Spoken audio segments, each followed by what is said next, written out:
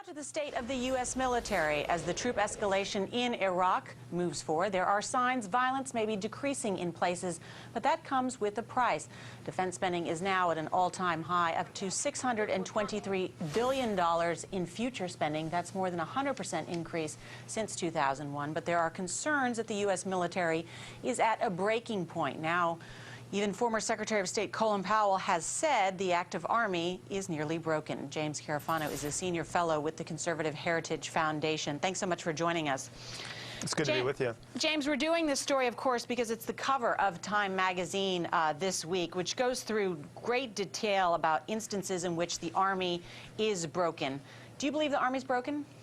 Well, the first thing, I don't know why people should be surprised here. I mean, the military is just like any other instrument. If you use it, you tend to wear it out. If you drove cross-country, at the other end, your car would have some wear and tear on it. And I think certainly that's what we're seeing here. The military is certainly stretched. The real issue is people should understand how the military got to this point and what we need to do going forward to make sure that the military doesn't break and that we have a military that can respond not just in Iraq today, but to whatever comes down the pike 3, 4, or 5 years from now. Yeah, but there are some simple things that a lot of people are worried about. I mean, in this week's Time magazine, there's this very sad story of Private Matthew Zimer.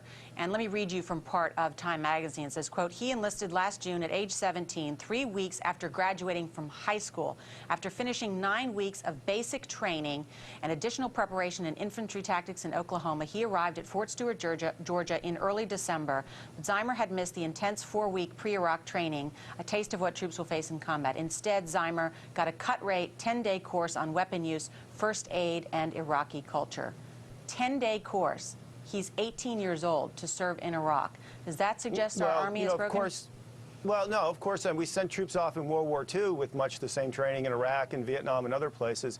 I mean, you can't just James, take that it's the out of context. 21st century. I mean, come on. No, excuse me, let me finish. I mean, yeah. No, let me finish. You have to put this in context. The question isn't just how much training he had, but the other question is what happened to him when we got in country? Was he sent on patrol the next day, or did they integrate him in? So there's a lot of things you got to look at. He was dead within a week. Well, again, there's a lot of things you have to look at to put in context. And, when you sign up for the military, you get a certain amount of training. No amount of training is going to prevent you from dying in battle. So the fact that somebody went off to battle and died, soldiers die in battle. But you want to send your soldiers off with the best training possible, and they also have a mission to accomplish. And so commanders are always faced with trying to accomplish the mission and getting the soldiers as much training as possible, and that's what they do. So when Colin Powell, Bush's first Secretary of State, man who was former chairman of the Joint Chiefs of Staff, says that after 6 years of fighting these small wars in Afghanistan and Iraq, that, quote, the active army is about broken, you say he's wrong? No, I didn't say that at all. I said our Army is stretched. There's no question about that.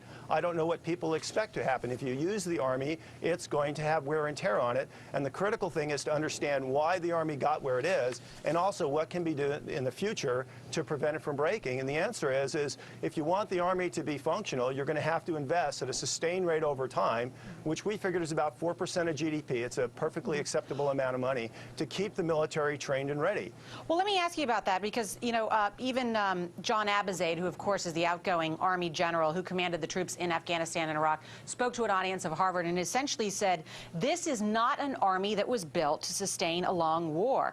And that our army, our modern army was built essentially to do peacetime missions with occasional spasms for all-out war, but not the lengthy guerrilla campaign that it's waging.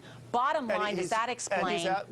He's absolutely right. And that's because we underfunded the Army since the end of the Cold War. Since the end of the Cold War, we haven't come close to spending 4% of GDP on defense. Under the Clinton years, we were actually dropping below 3%.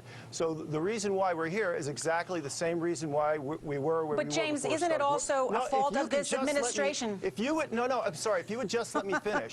We're exactly at the same place where we were before World War I, World War II, before Korea. It's not what this administration did. If you want to understand why an army is the way it is, you have to go back 5, 10, 15 years to look at all the investments that they've done over time. Armies just don't appear overnight. If we wanted an army that can sustain a long war, then we should have been making those investments in 99, 2001, 2003, 2000. You can't just start to do that now. So the real question is going forward, if we want an army that doesn't break, we're going to have to put our money where our mouth is, spend about 4% of GDP on defense, and we're going to have to do that for decades. James Carafano, nice to talk to you. Thanks for having me, okay? Absolutely.